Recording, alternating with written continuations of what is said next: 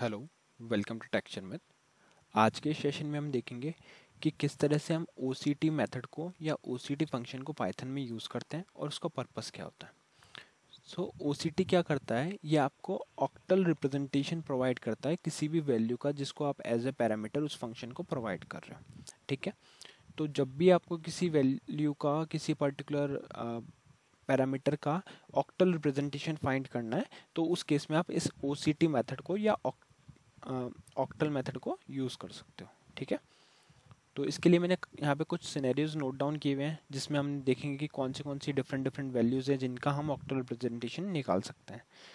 तो पहला सिनेरियो देखते हैं।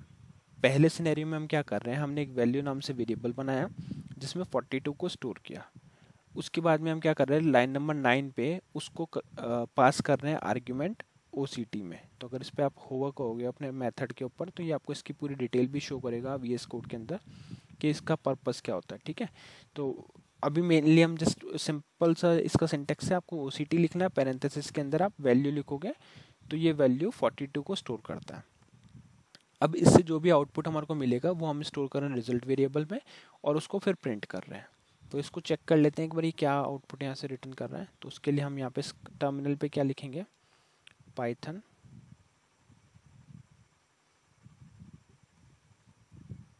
तो यहाँ पे हम लिखेंगे पाइथन स्पेस।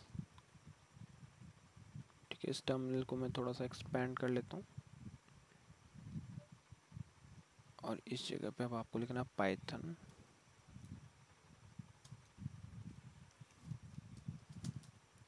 और फिर उसके बाद में आपको अपने प्रोग्राम का नेम देना है। तो मेरे प्रोग्राम का नेम यहाँ पे है session55.py। तो मैं यहाँ पे लिखूँगा session55.py और ये लिख के आपको एंटर हिट करना है। ओके, सेशन नेम में मिस्टेक है, प्रोग्राम नेम में मिस्टेक है, तो मैं इसको वापस से री एंटर करता हूँ।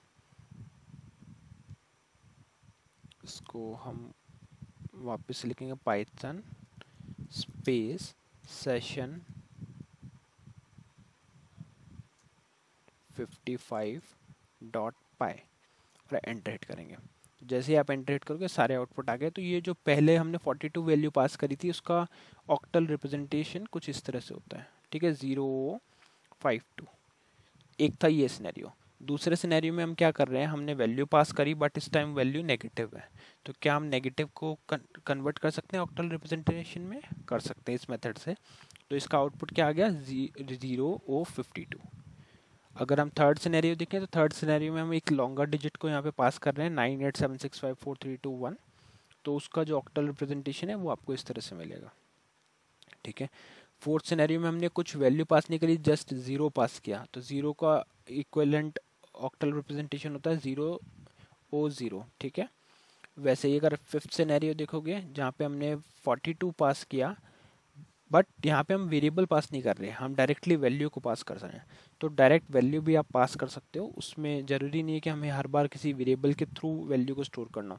ये और फर्स्ट सिनेरियो का आप देखोगे वैल्यू सेम ही है बट यहाँ पे हम वैल्यू पहले एक वेरिएबल में स्टोर कर रहे हैं, उस वेरिएबल को यहाँ पे पास कर रहे हैं और यहाँ पे डायरेक्टली 42 ही पास कर रहे हैं ना।